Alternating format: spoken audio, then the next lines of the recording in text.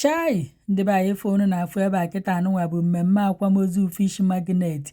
Ya bụ ọmarịcha nwatakịrị nwa okorobịa onye nke ndị onno na jekwanụ ndụ ya n'ike n'oge ya erughị eru. Mmemme akwamozu ya ka unu na-afụ ife a na hometown ya, ebe nke bụkwa n'ike nga na-agụ ata nke dị na Anambra steeti. Unu n'anya unu ya afụkwanụ mama ya ka ọ na-abata na ụmụnne ya ụmụ nwaanyị ndị na-abụ nke ọ tọrọ na nke tọrọ ya.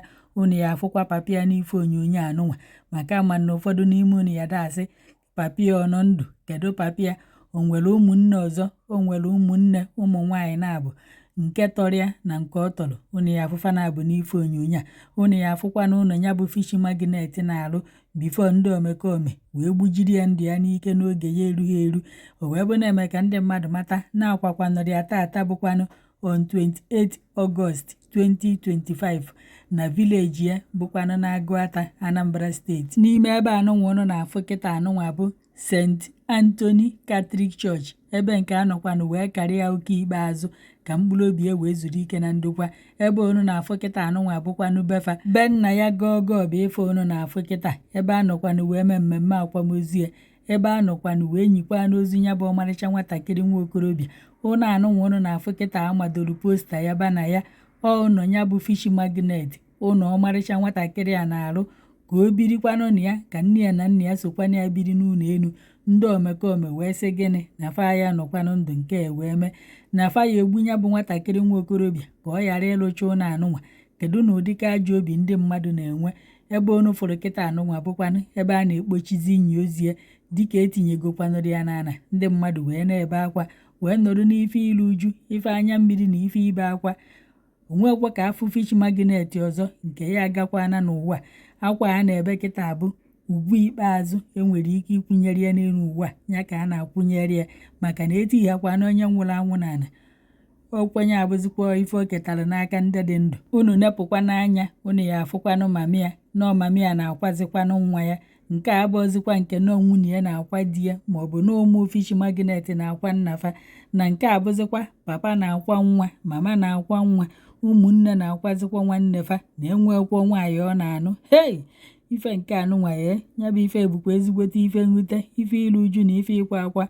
Akwamozu nke a ọ gbakwara onye ọbụla anya mmiri n'anya ka ndị omekome ndị ogbu onye mbọsị ndụ na-atọ ya ụtọ si wee gbujiri ndụ nwatakịrị nwa okorobịa anụnwa n'oge ya erughị eru, na-efifie na-abụ na-emefe nta na-emefe imo wee gbawa nne ya aka nwa nwoke. Kedu na ife anyị akpọ nke a? Ebe unu na-afụ kịta bụ n'ime ụlọ ụka. Mgbe a kachara ya ụka wee na-esezi foto family picture. Ebe anụnwa kịta ka unu ya afụkwanụ papa ya bụ Fish Magnet. Unu ya afụkwanụ ụmụnne ya ndị nwaanyị na-abụ n'ife onyonyo a kịta anụnwa. Unu ya afụkwanụ mama ya. Fabụ ife unu na-afụ kịta maka ndị amaghọ papa ya, ndị amaghọ ụmụnne ya. Ọmarịcha ụmụ nwaanyị na-abụ unu na-afụ kịta anụnwa bụkwa na ụmụnne Fish Magnet. Fanwa bụ ife unu na-afụ yikwa n'akwa ojii na ya bụ ife onyonyo na papa fa. Unu nekwa n'anya ọfụma. Unu ya afụkwana onye na-esota gọvanọ ndị Anambra steeti ka ọ nọkwana na ya bụ ife onyonyo. Unu mana mama Fish Magnet bụkwana woman leader nke ndị apụga, so nọ na pati ndị apụga. Onye nwaka unu jikwanụ wee fụ onye na-esota Charlie Nwamgbafọ na ọchịchị nke Anambra steeti ka o sokwanụ wee bịa ka falu uju onye otufa nke egbubikwanụrụ ndị ya n'ike n'oge ya erughị eru. Wee sị ka m wetara unu ife onyonyo anụnwa na ya bụ ife o rikwala ọnụ makwam ebe a ya ebido wee kọba ya akọba ọkwa ọnwa iru uju, maka ndị amakwanụ ka ya bụ nwatakịrị nwa okorobịa si wee nwụ na ndị amaghị onye. Fish Magnet bụkwa na onye na-ele azụ. Ọ na-amị azụ ma azụ ndụ ma azụ ọkpọọ, ụdịka azụ ọbụla ị chọrọ o nwekwanụrụ ya. O nwere ebe a na-azụ azụ.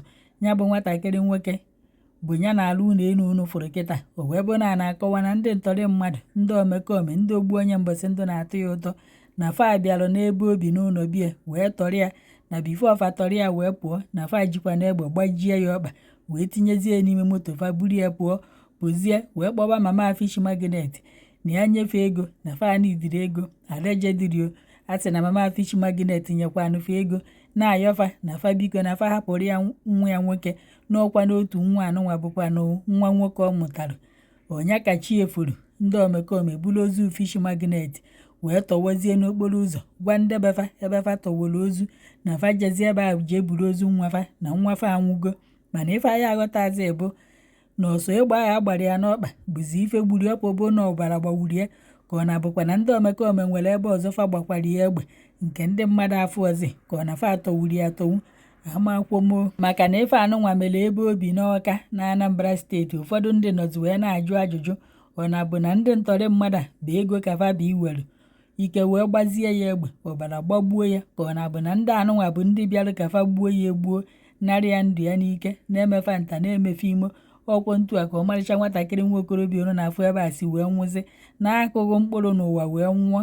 Amakwanụ m ife anyị akpọ nka mana onye gburu ya ya epu elu n'ụwa ihe anwụ n'otu mbọsị nụ ya adụ ndụ jee n'igwe ka ya adụ ndụ jee ọkụ mmụọ otu mbọsị ya abụkwa nke ebe ụfọdụ na-asịkwanụ na ọya bụ maka otu ndọrọ ọchịchị mama ya nọ na ya na ọya bụ ndị pati ndị ọzọ alejedirio na o nwere ike ịbụ ndị ife pati bụ ife narụ ndụ nwatakịrị mmadụ n'iyi. Amakwomo ka mkpụrụ obi ezuru ike na ndokwa ka nne na nna ya kasie na ife mere emego na ụmụnne ya na ndị ọyị ya ma ọyị ya nwaanyị ma ikwu na ibi ya ma ndị ọyị ya nwoke ma ndị na-efori ya na ebe ọ na-elekwana nya bụ azụ ka fa kasie na ife mere emego.